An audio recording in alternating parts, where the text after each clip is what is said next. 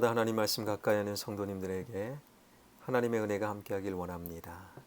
오늘 하나님께서 주신 말씀은 누가복음 12장 49절에서 53절까지 말씀입니다. 내가 불을 땅에 던지러 왔노니 이 불이 이미 붙었으면 내가 무엇을 원하리요? 나는 받을 세례가 있으니 그것이 이루어지기까지 나의 답답함이 어떠하겠느냐? 내가 세상에 화평을 주려고 온 줄로 아느냐? 내가 너희에게 이르노니 아니라 도리어 분쟁하게 하려 함이로다. 이후부터 한 집에 5사람이 있어 분쟁하되 셋이 둘과 둘이 셋과 하리니 아버지가 아들과 아들이 아버지와 어머니가 딸과 딸이 시어머니와 시어머니가 며느리와 며느리가 시어머니와 분쟁하리라 하시니라. 아멘. 예수 그리스도 그리고 복음 생각하면 가장 먼저 어떤 느낌이 떠오르십니까? 사랑과 용서, 화해와 일치, 평화, 그러한 따뜻한 분위기가 먼저 떠오르지요. 그래서 분열이 있는 곳에 일치를, 미움이 있는 곳에 사랑을 이라고 노래한 성 프란체스코의 기도가 기독교 복음의 정수를 담았다라는 평가를 하기도 하지요. 그런데 오늘 본문에서는 예수 그리스도와 복음, 그에 관해 색다르면서도 또 다른 관점을 우리에게 설명하고 있습니다. 오늘 본문은요, 예수 그리스도와 복음이 이 땅에 들어옴에 따라 사랑과 평화, 용서와 화해, 그것을 넘어서서 서로 간의 갈등과 분열과 분쟁과 고난과 박해가 따라온다라고 말씀하고 있는 거예요. 먼저 오늘 본문 49절입니다. 내가 불을 땅에 던지러 왔노니 이 불이 이미 붙었으면 내가 무엇을 원하리요? 우리 주님께서 말씀하시기를 내가 불을 땅에 던지러 왔다라고 말씀하세요.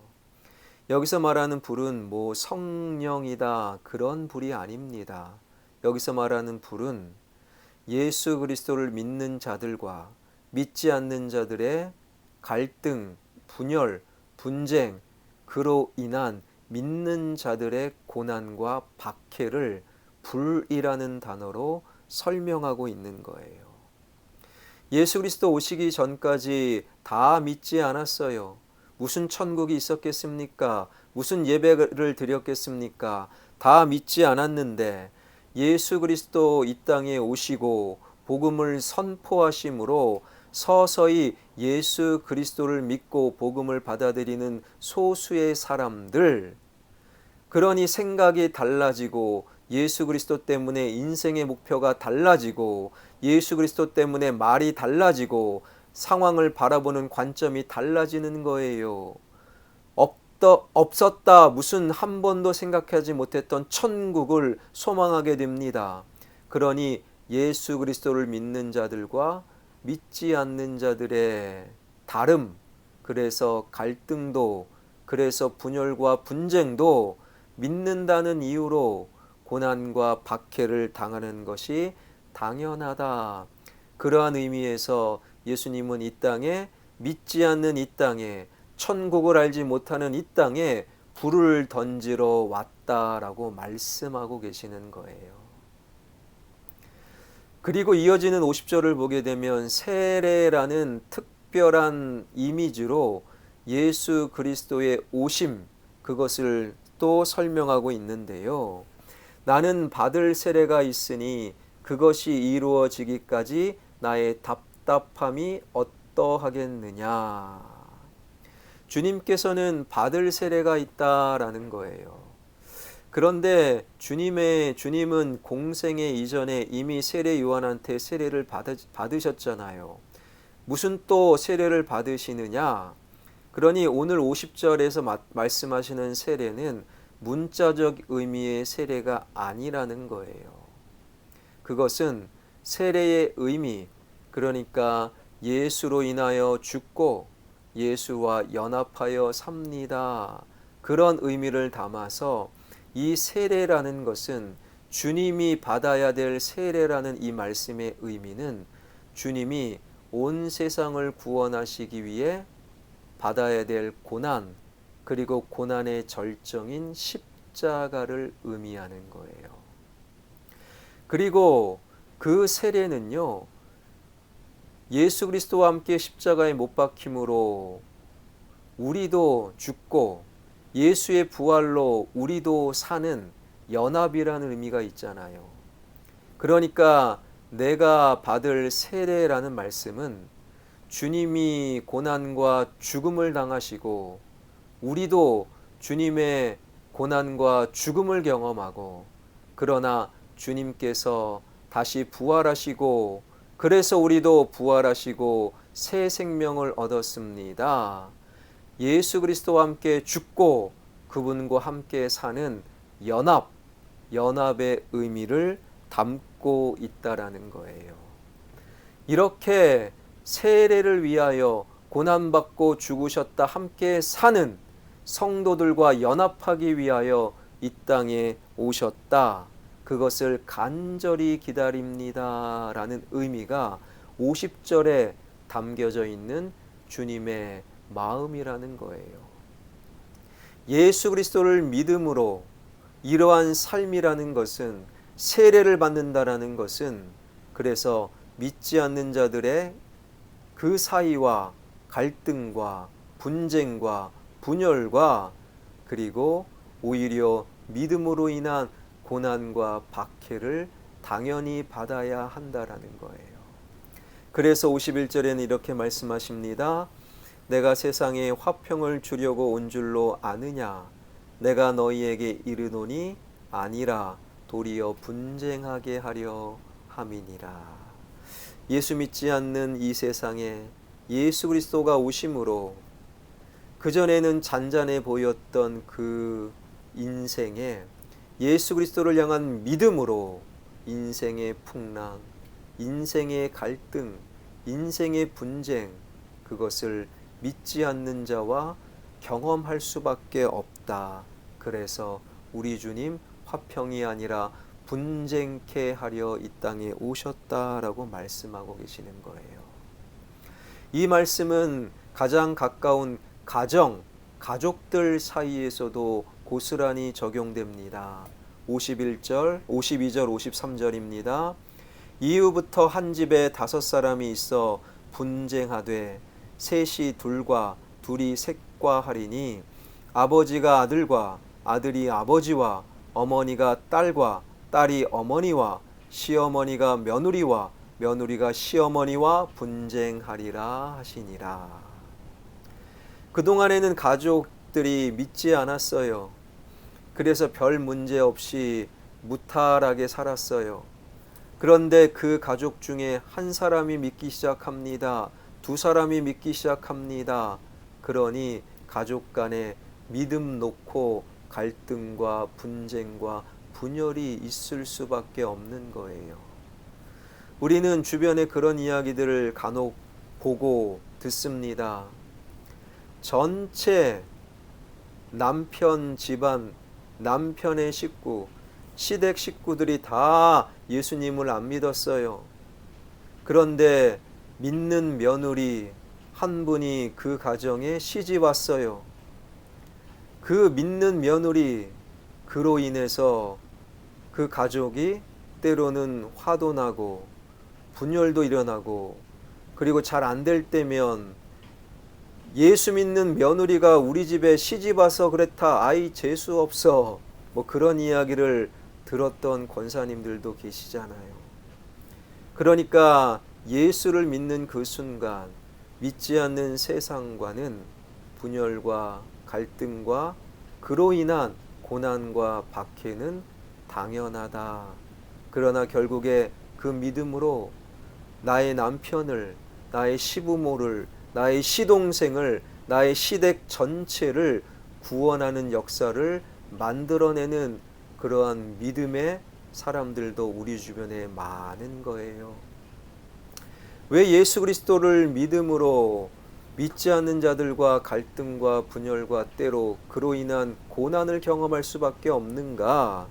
복음은 진리요, 말할 수 없이 선하지만 그것을 받아들이는 사람들이 악하고 이 시대가 악하기 때문인 거예요. 예수님 당시 예수님을 믿는다는 다 한 가지 이유로 같은 유대인들이 그들과 분열하고 분쟁하고 그리고 박해를 합니다. 무슨 예수를 믿어? 예수는 나사렛 목수의 아들인데 무슨 예수가 그리스도야? 말도 안 된다. 사회적 따돌림을 당하는 거예요. 당시 유대를 지배하고 있던 로마인들로부터도 또 다른 분열과 따돌림과 박해를 당합니다. 예수 믿는 자들을 향하여 혹시 정치적으로 독립을 위해 예수를 중심으로 모인 것 아니야? 이렇게 박해를 당하고 따돌림을 당한다라는 거예요. 예수 믿는 믿음으로 당하는 분열과 따돌림, 그로 인한 고난과 박해는 세상이 악할수록 더 심해집니다. 그리고 언제까지요? 주님 다시 오시는 그날까지 이러한 분열과 분쟁은 계속되는 거예요. 요한복음 15장 18절에 보게 되면 주님께서 이렇게 말씀하셨어요. 세상이 너희를 미워하면 너희보다 먼저 나를 미워한 줄을 알라. 예수 그리스도를 믿는 우리를 왜 세상은 미워하는가? 왜 믿음은 세상과 분열과 분쟁, 그래서 심지어 예수님은 불을 던지러 화평이 아니라 분쟁케 하기 위하여 오셨다라고 말씀하실 수밖에 없는가? 시대가 악하고 세상이 사람이 악하기 때문이라는 거예요. 그것은 당연한 거예요. 그래서 믿는다는 이유 하나만으로 따돌림을 당하고 그리고 어려움을 당하고 불이익을 당하고 때로는 고난과 박해를 당하는 신앙인들도 있는 거예요. 요즘 대학생들 이렇게 말한다고 하지요. 너 아직도 교회 다녀? 그러한 따돌림 받고 싶지 않아서 교회 다니는 것을 숨기는 대학생, 고등학생, 그리고 중학생들이 늘어나고 있는 거예요. 이 시대는 그렇게 악해졌습니다. 이 시대는 더욱더 믿음으로 살아갈 때 분쟁과 분열과 고난과 심지어 박해까지 받을 수밖에 없는 거예요. 우리 주님은 이렇게 말씀하셨죠. 마태복음 5장 10절 의를 위하여 박해를 받는 자는 복이 있나니 천국이 그들의 것임이라. 믿음이라는 이유로 예수 믿는다는 그 이유만으로 갈등과 분열, 그로 인한 고난과 박해를 받는 것이 오히려 복이라는 거예요. 왜 그렇습니까? 그러한 고난이라면, 그러한 박해라면, 그러한 고난이 있어야, 그런 박해가 있어야 반드시 천국 백성이 되었음을 증거하기 때문이라는 거예요. 여러분, 천국 백성이 되었다? 그것은요, 상당한 분열, 상당한 고난, 상당한 박해를 감수하는 일임을 우리는 기억해야 합니다. 세상은 점점 악해지고 있어요. 세상은 점점 하나님과 멀어지고 있습니다. 내가 있는 회사나 학교나 일터에서 나는 예수 그리스도를 믿는 그리스도인입니다 말할 때 따돌림이나 불이익을 당할 때가 있는 거예요. 그러나 그 믿음 지켜나가는 것이 바로 천국 백성임을 기억하시길 바랍니다. 나는 세상에 불을 던지러 왔다. 믿음이라는 이유로 화평이 아니라 분쟁을, 분열을 일으킬 수 있다. 그러나 그 길이 바로 십자가의 길이요 천국의 길임을 기억하며